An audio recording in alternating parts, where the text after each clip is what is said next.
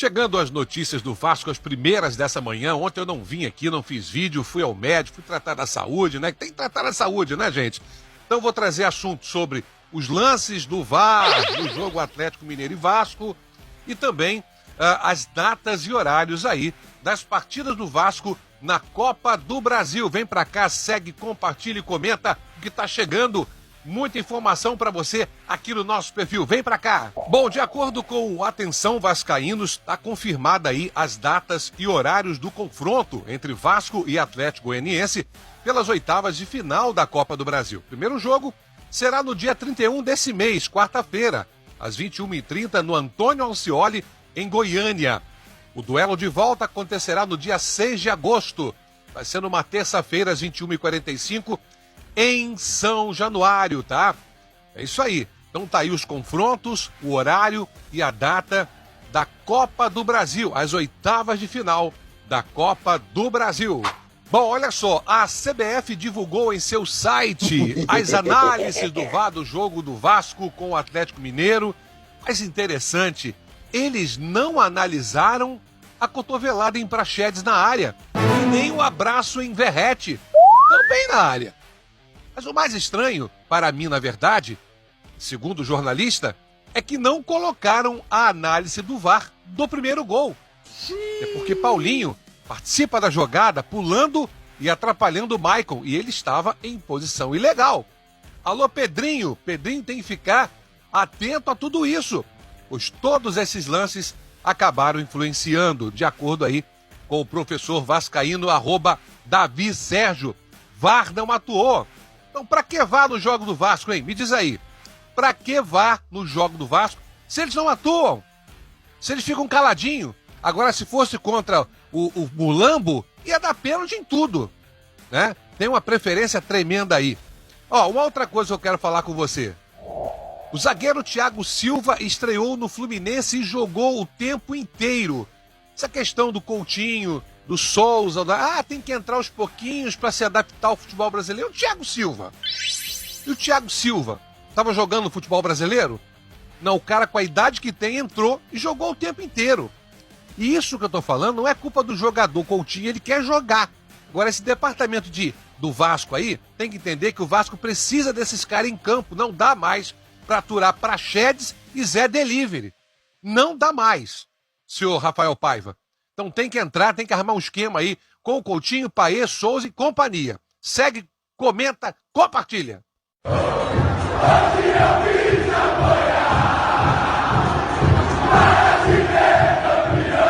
Olá, pessoal. Bom, a informação agora é sobre essa imbróglio aí, essa situação, Vasco e a EQEP, empresa que assumiu e controla agora a 777, porque é caloteira e estava devendo a EQEP. Há uma grande preocupação, inclusive minha, dessa situação.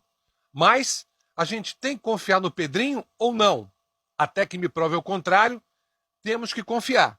Vou trazer essa informação agora para você, que é uma situação que tem preocupado a muitos vascaínos. Vem para cá, segue, compartilha, comenta. O processo que o Vasco move contra a 777 na Justiça está suspenso por 90 dias. A ação visa construir uma solução negociada para a saída formal da empresa americana. Será que há conversas em andamento com um novo investidor? Não sei, há muita especulação. Quais os próximos passos? Você vai ver o desenrolar disso aí. Olha, a suspensão foi um pedido da EQEP, a seguradora americana que assumiu o controle da 777. Como a empresa não tem interesse em comandar o futebol, o Vasco aceitou esse acordo.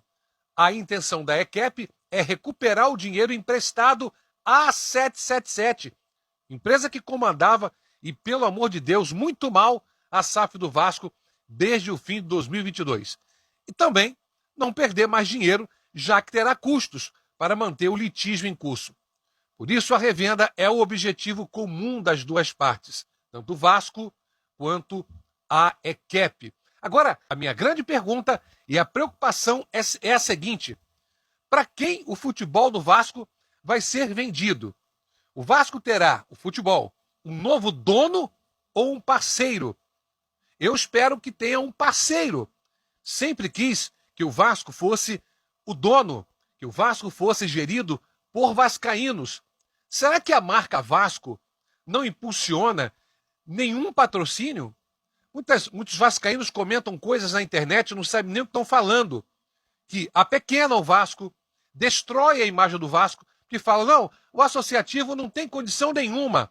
Ou seja, o Vasco não tem condição nenhuma de gerir o seu futebol, por causa de problemas lá de trás. Se esquecem que a marca é forte, que o Vasco é conhecido no mundo inteiro, e será que não tem nenhum patrocinador forte que poderia vir ao Vasco se tivesse credibilidade, com mais credibilidade, e assumir uma parceria com o Vasco da Gama? Então, às vezes, a gente comenta coisas que a gente nem sabe que está comentando, com o desejo de vermos o filme acontecer de novo.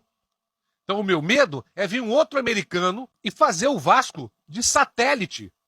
Tem um americano aí, que é dono do Chelsea, que ele tem o mesmo pensamento da 777 Partners, contratar jogadores jovens para poder negociá-los. Ou seja, você está satisfeito? Você queria ver o Vasco satélite? Queria ver o Vasco sendo gerido por um americano? Ah, tem muito dinheiro. Olha, meus amigos, a 777, quando veio para o Vasco, disseram que ela era bilionária. O meu medo é esse. Mas olha só, o Pedrinho sabe o estrago que a 777 fez no Vasco. Não gosto nem de falar esse nome. 777. Detesto esses números, porque destruíram o Vasco. E ainda tem alguns vascaínos que querem ver o Vasco vendido de novo para o americano. Pelo amor de Deus. Será que vocês não aprenderam nada? Agora, precisa de um investidor? Precisa. Precisa de um patrocinador? Precisa, mas tem que ser o dono. Aí vem um cara com um pensamento completamente diferente e joga por terra tudo o que está sendo feito até agora. Aí o vascaíno, mais uma vez, vai ser feito de otário. Agora, por que não procura um investidor vascaíno, um cara que ame o Vasco? Olha, para quem está dizendo, não estou falando do Leve, não. Até poderia ser, que é um vascaíno, gosta do Vasco. Mas será que não tem outros? Da família Sendas, um cara que compra o Vasco, poderia ser até o seu Crefiso mesmo. E isso não está confirmado, tá, gente? Eu estou só desabafando aqui, mas não tem confirmação nenhuma que vai ser esse americano. Não tem nada. O Pedrinho não falou nada ainda. Mas a minha preocupação é para quem esse percentual da SAF vai ser passado. Eu tenho certeza, e eu espero que eu não esteja enganado e que eu não quebre a cara lá na frente, que o Pedrinho também está preocupado com isso, porque ele quer um investidor que ame o Vasco, que conheça o Vasco, para fazer do Vasco um clube campeão e não satélite. Qual é o seu pensamento sobre isso? Eu quero ouvir você aqui nos comentários. Comenta, segue e compartilha!